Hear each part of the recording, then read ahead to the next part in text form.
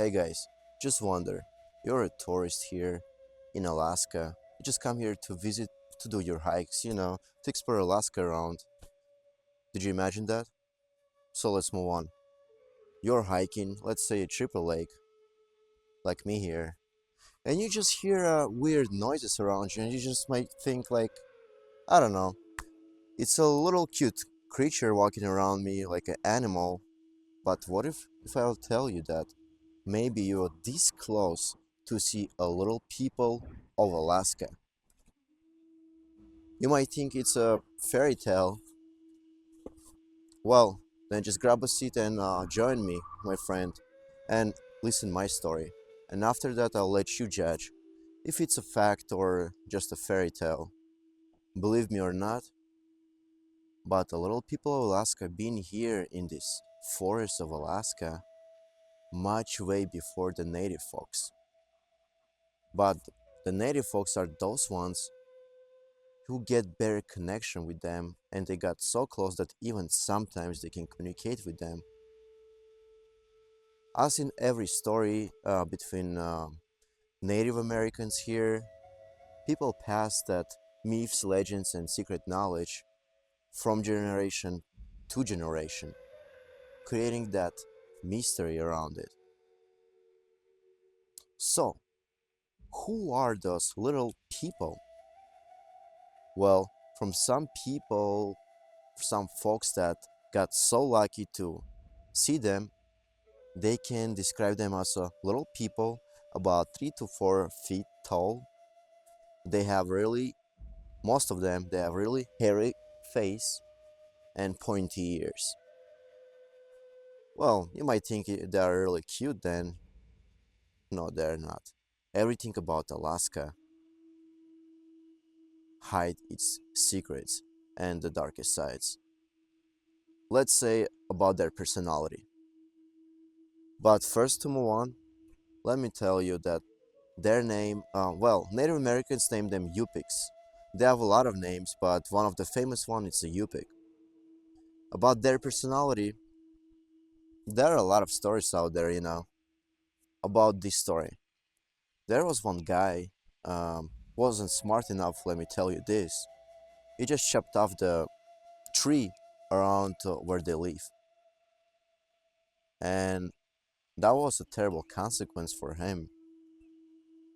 He lost his job, his boat flipped, and his house got burned down. So it's a little thought about how they can be angry at you.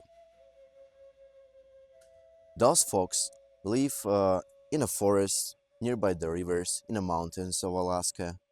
But the most interesting part, people saying that they live in a circle of mushrooms, the fungi circle. Well, if to believe to Native Americans.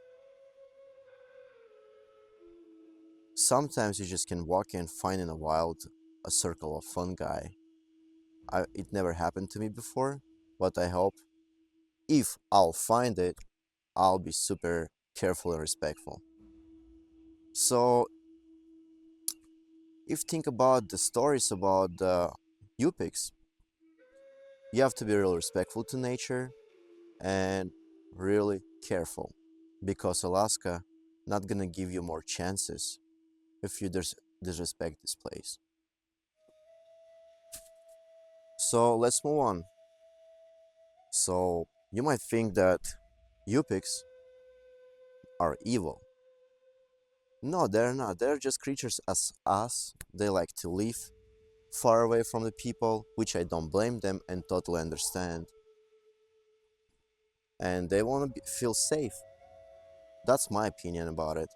Sometimes there are stories that they help to find a better way to go back home for hunters, or they guide to safety keys who got lost in the woods.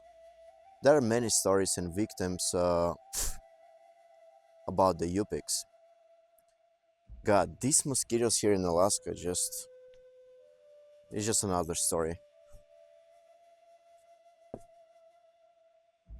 So tell me, after all these stories about the Yupiks, what do you think about it? Do you still think it's just fairy tale? Here's one more fact for you. Just think, how many people go missing in Alaska woods a year? A lot. I'm not trying to put all the blame on their shoulders of Yupik shoulders, no. But a fact that might be we have to be a little more conscious and respectful to Alaskan nature. What do you think about it? Drop the comment here. Don't forget to subscribe and hit the like. Let me know about your opinion because I want to keep this conversation going. I want to find more people who gonna join my stories. It's gonna be a fun time. Thank you again everyone, and that was a story from the WOODSAN. See you next time.